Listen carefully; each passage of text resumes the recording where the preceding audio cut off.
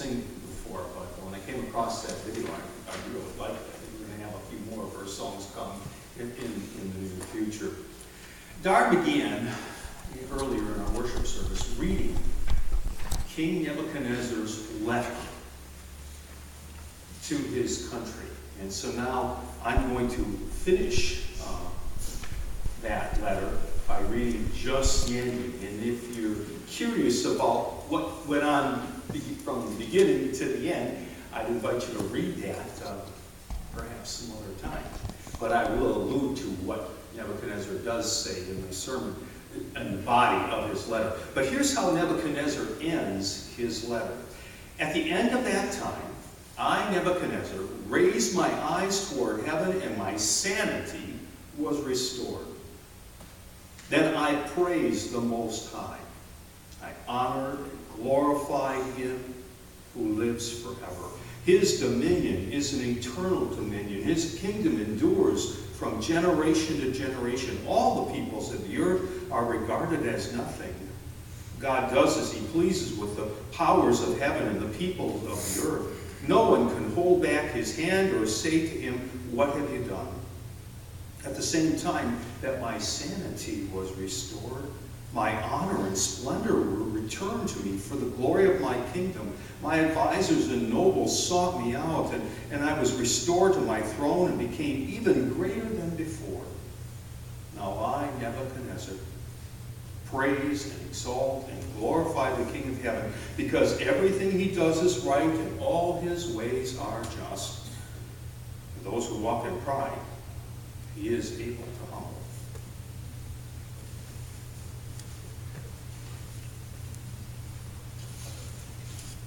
What do you think the odds would be that someday you would go to your mailbox and find in your mailbox a letter from the President of the United States? And if you opened up that letter from the President of the United States, you discover that the President is writing you about the virtues of praising God. What do you think the odds would be that you get a letter like that from the President? Pretty short, right? Probably never going to happen. Now, we do know that we have had some very religious presidents in our nation. We had one president who, before he became president, was a disciple of Christ preacher. Does anyone know that president's name? He was a disciple of Christ preacher before he became president. James Garfield. We also know that William McKinley, Woodrow Wilson, and Jimmy Carter were also presidents of deep faith who were very verbal about their faith. But not even these four presidents ever picked up a pen and wrote a letter to the entire nation talking about God and giving their testimony and offering praise and thanks to God. None of these presidents have ever done that. In fact, there is only one recorded incident in all of history where the ruler of a nation picked up a pen and pencil and started to write to the entire kingdom about the virtues of praising God. And that letter was written by King Nebuchadnezzar. And the thing that makes this so amazing is that before the king wrote that letter, he was a die-hard pagan. King Nebuchadnezzar worshipped man-made statues and the forces of nature. And if you remember about 3 weeks ago, we read how King Nebuchadnezzar built a 90-foot high image and then ordered everyone in the kingdom to worship it. King Nebuchadnezzar was a die-hard pagan. But because of the witness of 3 men of faith, Shadrach, Meshach, and Abednego, and because of being delivered from a bout of insanity, King Nebuchadnezzar has a change of heart. He pulls away from worshiping pagan gods, begins to worship the God of Shadrach, Meshach, and Abednego. He becomes a different man. Which goes to show you that no one is ever beyond hope. Hear that? That's the truth. No one is ever beyond hope. Even a die-hard pagan like King Nebuchadnezzar can come to God. When God locks eyes on a person, and when that person lifts their eyes to heaven, as what King Nebuchadnezzar did, and asks God for help, well, God answers. And that's what happened to Nebuchadnezzar. He lifted his eyes towards heaven and asked for help. Now, why did he do this? Well, if you get into the body of King Nebuchadnezzar's letter, you discover that he went insane, thinking that he was the God of gods and thinking that it was all with him.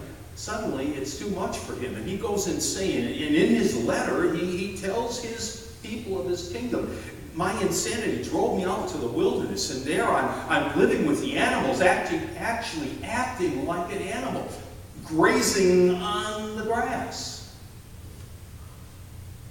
King Nebuchadnezzar lost it. But then he says in his letter, then one day, while I'm out there grazing in the field, I lifted my eyes towards heaven and asked for help. And God heard. And sanity suddenly is restored to Nebuchadnezzar. And when sanity comes back to him, he returns to his palace. And now he's convinced that sanity is there because of God. Not the pagan gods. The God who created the heavens. And so that's when he picks up this pen and paper and he writes this letter, which is then mailed to everyone in the kingdom. And in the letter, he praises God. In the letter, he extols God. In the letter, he offers thanks to God. Let me just read again that final verse. Now I, Nebuchadnezzar, praise and extol the glory of the King of heaven. This is a former pagan, remember this? Because everything he does is right and all his ways are just. So here's the final words in the king's letter. Once again, letting everyone in the kingdom know that he is now worshiping the God of the heavens. A remarkable event has taken place in history when King Nebuchadnezzar writes this letter. It's never been duplicated and probably never will. There's some sadness there. It'd be nice to have a president write us about God. But I don't think that's going to happen. But it happened with King Nebuchadnezzar. And that's why Daniel records this letter in his book. Daniel knows that this is unique. Not going to ever happen this way again. And so he writes this letter. And I think why Daniel writes this letter into his book is Daniel wants to see how powerful a personal testimony is. How powerful a faith story can be when it's shared with others. And it doesn't matter if you write that faith story or that testimony, or if you just share it verbally, your testimony or faith story makes a difference. I'm sure there were a lot of people in Nebuchadnezzar's kingdom who read that letter and said, you know something? I think I ought to try the king's God. When our faith stories are told, and people listen to those faith stories, many times they think about God and they're moved to grow closer to God. Last week, I got a buddy who called me up. I've told you about my buddy before, my buddy Blunk. Do you remember me mentioning him? He's my 7-foot buddy. He's 7 feet tall. We met on the basketball court, and we played basketball for years together in Wausau. He was a school teacher.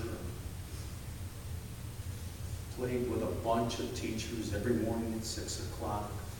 But Blanc and I kind of hit it off, even though he was big and I was little. And then from playing basketball, we started fishing together, and we still fish together to this day.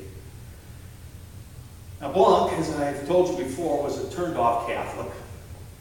Had no time for God, no time for the church, nothing. And so through my relationship with Dennis, I've been trying to gently share faith stories with him, hoping that this might move him a little bit closer to God, and it's worked.